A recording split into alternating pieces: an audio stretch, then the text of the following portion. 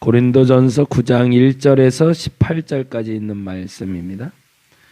고린도전서 9장 1절에서 18절까지 같이 한 목소리를 읽도록 하겠습니다. 내가 자유인이 아니냐, 사도가 아니냐, 예수 우리 주를 보지 못하였느냐, 주 안에서 행한 나의 일이 너희가 아니냐. 다른 사람들에게는 내가 사도가 아닐지라도 너희에게는 사도이니 나의 사도됨을 주 안에서 인친 것이 너희라. 나를 비판하는 자들에게 변명할 것이 이것이니 우리가 먹고 마실 권리가 없겠느냐.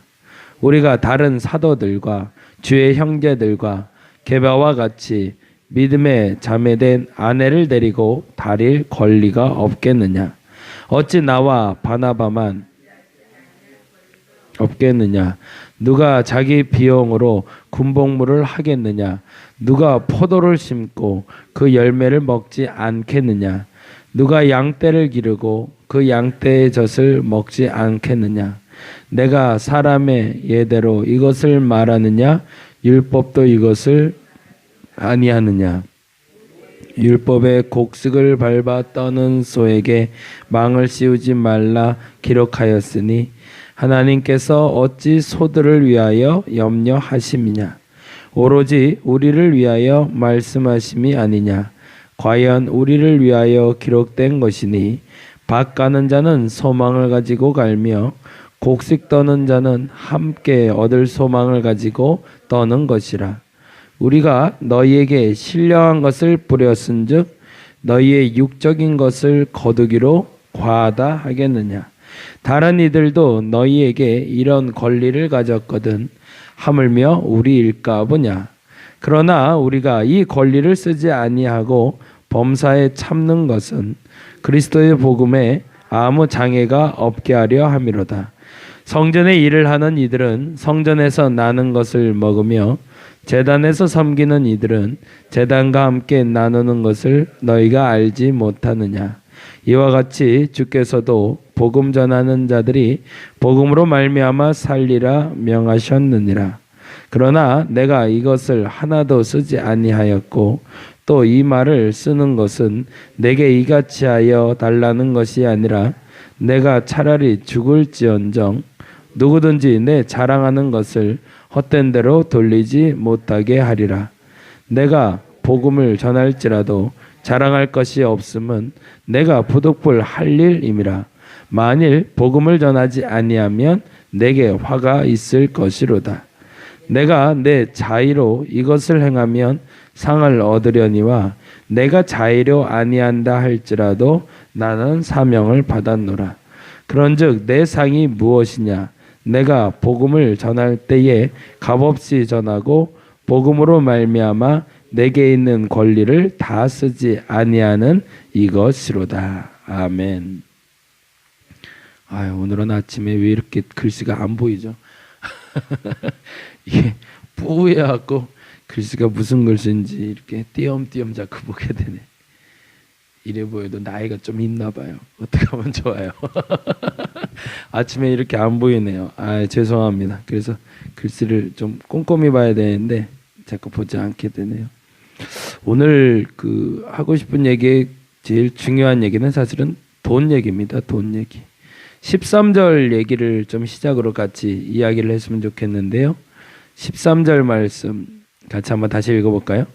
성전의 일을 하는 자들은 성전에서 나는 것을 먹으며 제단에서 섬기는 이들은 제단과 함께 나누는 것을 너희가 알지 못하느냐. 이 말이 굉장히 중요한 말입니다. 신문대로 거두게 되어 있습니다. 성전에서 일을 하는 이들은 성전에서 나는 것으로 먹어야 됩니다. 제단에 섬기는 이들은 제단과 함께 나누는 것이 중요합니다. 교회가 병드는 이유는 이 13절대로 살지 않고 있기 때문에 그렇습니다. 성전에서 하나님께 드리는 헌물이 얼마나 거룩하게 쓰여지는가에 따라서 교회의 거룩의 척도가 되고 있습니다. 성전에 일을 하는 이들이라고 말할 때 레위인들의 법으로 얘기하자면 대제사장, 제사장, 그리고 제사장 반열에 있는 사람들을 말합니다. 그건 무슨 말이냐고요? 1년에 한 번씩 평생을 대제사장이라는 직함을 가지고, 본래는 대제사장도 원래는 하나입니다. 평생에 그 사람 하나가 죽을 때까지 대제사장은 하나여야 되고, 그 하나를 통해서 하나가 돌아가시게 되면 그때 또 다른 제사장이 서게 되어 있습니다. 이 대제사장이 굉장히 중요한 업무 중에 하나가 죄사함의 문제입니다. 속죄일, 대속죄일이 되면 이 대제사장은 모든 국가적인 죄악을 스스로 담당하며 성전 안에 들어가게 되어 있습니다. 성전 안에 들어가서 국가적인 죄에 대해서 본인이 구하고, 만일에 그 죄에 대해서 사함받지 못하면 그 죄를 대신해서 대제사장이 죽게 되어 있습니다. 그래서 어느 정도 일정 시간이 지나도 대제사장이 나오지 않으면 그에게 여러분이 잘 아는 대로 발목에 끈을 묶게 돼 있잖아요. 그래갖고 그 사람이 딸랑딸랑딸랑 하면서 그 치맛자락처럼 생긴 옷에서 소리가 나지 않는 게 오래가 되면 그가 하나님의 형벌을 받아 죽은 줄 알고 끌어내게 돼 있습니다. 다행히도 이제 이스라엘에서는 그러한 일들이 발생하지 않은 것이 다행이었고, 그렇기 때문에 굉장히 중요한 게 대제사장의 역할이었고요. 또 하나 대제사장의 역할에 제일 중요한 거는요, 대제사장이 살아있는 동안 도피성으로 피해서 도망간 사람들은 결단코 도피성에서 나올 수가 없었습니다. 도피성이라는 제도는 어떤 제도였냐면, 죄를 짓지 않았는데도 불구하고 오해를 받았거나, 그 죄를 짓지 않았음에도 불구하고 그것 때문에 낭패를 당할 일을 당한 사람들이 대제사장뿐만 아니라 제사장들이 사는 구역 내에 성소로 구별되어 있는 곳에서 도망개서 그들의 죄에 대해서 대가를 치르지 않도록 보호받는 구역이 도피성이라는 곳이었습니다. 근데 이 도피성이 그 죄에 대해서 도망칠 수 있는 아주 귀한 도구는 됐지만, 중요한 것은 내가 들어갈 땐 내 마음대로 들어갔지만 나올 때는 내 마음대로 나올 수 없는 것이 도피성이었습니다. 그래서 이 도피성에 있는 사람들이 나올 수 있는 때가 언제였냐면 대제사장이 죽었을 때입니다. 그러니까 내가 당대에 들어갔던 그 대제사장이 살아있는 동안에는 결코 그 도피성에서 나올 수가 없었습니다. 그러니까 거꾸로 말하면 그들의 유일한 소망은 들어갔기 때문이 아니라 대제사장이 죽어야 자기가 나올 수 있기 때문에 언제 돌아가시는지를 봐야 되는 거죠. 근데 이게 언제부터 망가지기 시작했는지는 알 수 없지만, 예수 시대를 보면 예수 그리스도가 살아계시던 그 시절에 대제사장이 둘이 존재를 합니다. 장인되는 대제사장이 있고 사위되는 대제사장이 있습니다. 이미 그때부터 타락이 시작된 거죠. 그럼 무슨 얘기를 하고 있냐면, 성전에서 일을 하는 자들은 성전의 녹봉을 먹고 살아야 됩니다. 그건 무슨 말이냐면, 대제사장과 그리고 교회에서, 요즘 말로 말하면 교회에서 청소하는 일들뿐만 아니라 목회자뿐만 아니라 교회에서 어떤 재반적인 일들을 하는 사람들은 성전에서 나오는 그 인건비를 가지고 생활하는 것이 마땅하다는 겁니다. 그건 당연한 겁니다. 그리고 심지어는 다음과 같이 이야기합니다. 13절의 후반부에 보면, 제단에서 섬기는 일들은 제단과 함께 나누는 것이 옳은 겁니다. 그건 무슨 말이에요? 성전에서 녹봉을 받고 생활하는 이들은, 그리고 그 남은 재산들은 어떻게 활용하는 게 낫다? 성전에서 활용하는 것이 가장 건강한 것이라는 겁니다. 교회가 병든 데가 여기서 시작됐다는 이유가 뭐냐면, 11조라는 제도가 원래 거기에 속해 있기 때문에 그렇습니다. 11조는요, 철저하게 성소와 성소에서 일하는 자들을 위해서 사용되게 되어 있습니다. 그래서 목회자뿐만 아니라 성전의 수리비, 그리고 성전을 건축하고 성전을 관리하는 재반적인 비용은 11조에서 나가야 됩니다. 이게 건강한 겁니다. 근데 문제는 뭐냐면, 이 11조가 어느 시점에 넘치기 시작했다는 겁니다. 거기엔 두 가지가 있는 거죠. 11조가 넘치기 시작했다는 것은 이미 교회가 더 많이 커졌다는 얘기잖아요. 그러면 이 커진 만큼 더 많은 사람을 교회에서 인건비를 주고 사용해야 된다는 게 첫 번째고요.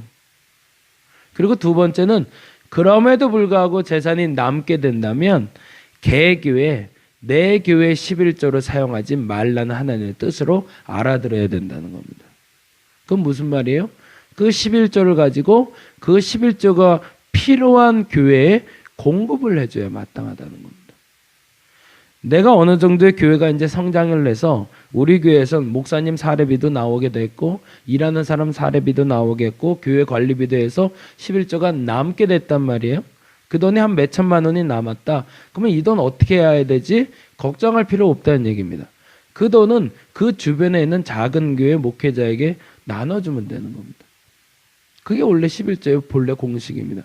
그래서 레위인들은요, 예루살렘 수도를 중심으로 해서 넉넉하게 사는 레위인들이 있고 저 시골 구석에서 넉넉하지 못하게 사는 레위인이라는 존재는 없습니다.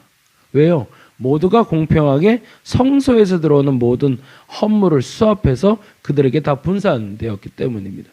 그래서 사사시대에 시작될 때 모든 사람들은 밭과 생활의 터전을 가졌지만 레위들은 12지파의 곳곳에 성소를 만들어 놓고 예배처소를 만들어 놓고 거기 거주하면서 그들의 밭이 없음에도 불구하고 먹고 사는데 전혀 지장 없게 만들어주는 제도가 바로 그 11조 제도였습니다. 그리고 나서 그 나머지는 이웃을 위해서 활용하게 되는 게 바로 11조입니다. 근데 뭔가 잘못되기 시작했죠. 뭐가 잘못된 걸까요? 돈이 남기 시작한 겁니다. 사도 바울에게 문제가 됐던 건 뭐냐면 사도 바울은 나는 돈 안 받고도 하나님의 일을 할 수 있다라는 자연스러움이 몸에 배어 있었던 겁니다.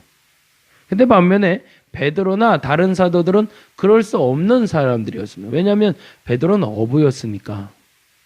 물고기를 잡지 않으면 살 수 없는 생계의 조건을 가진 사람이기 때문에 누군가는 돈을 허락을 해줘야 됩니다. 그래서 사례비를 받아야 일할 수 있는 사람이었지만 사도 바울은 천막지기였습니다.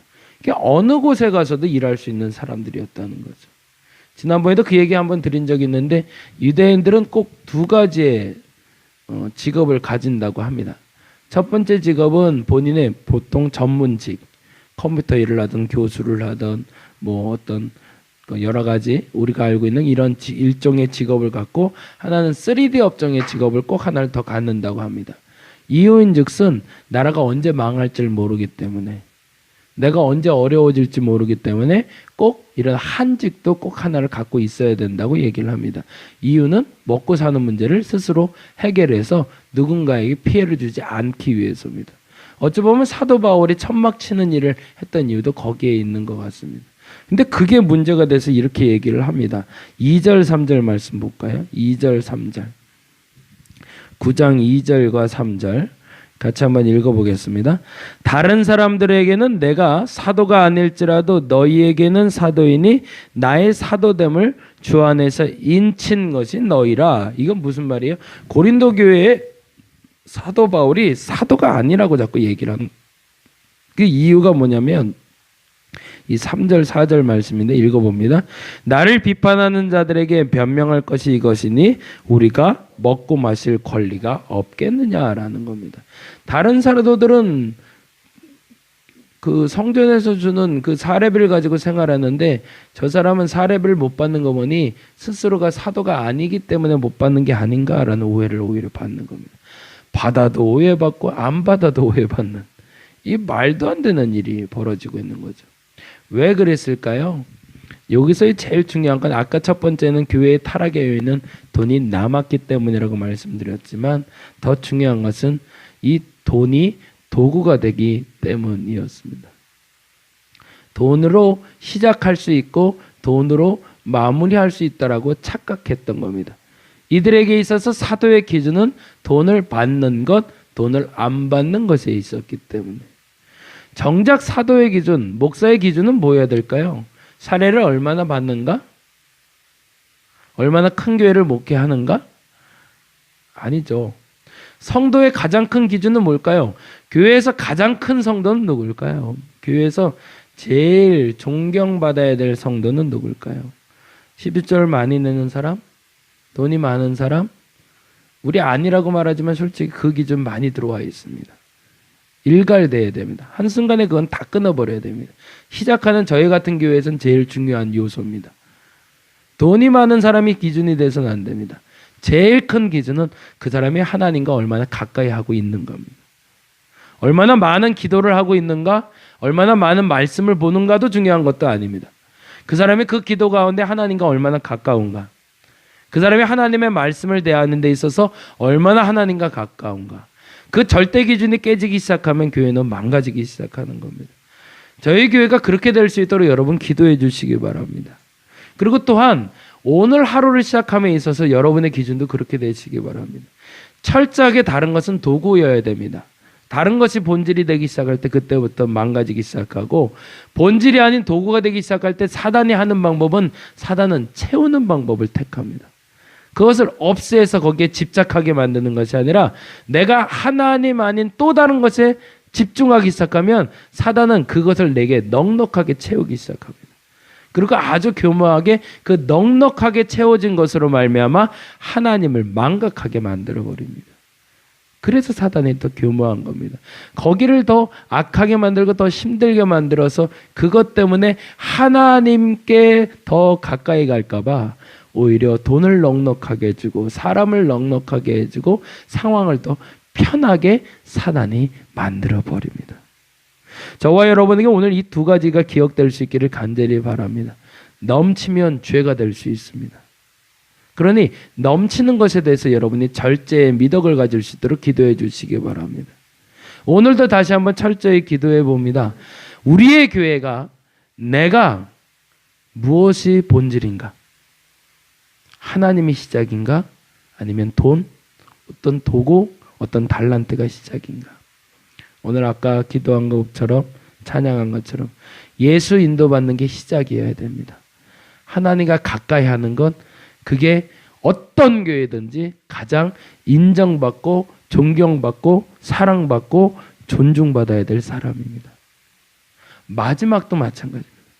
그 교회의 마지막도 가장 위대하다 말할 수 있는 사람은 하나님과 가장 가까이 한 사람이어야 됩니다. 이 기준이 깨지는 순간 교회는 이미 교회가 아니기 때문입니다. 저와 여러분의 이 기준이 다시 한번 명확해져서 만일 그렇게 하고 계시다면 오늘 그 한마디만 하고 돌아가셔도 충분하다 여겨집니다. 하나님 감사합니다.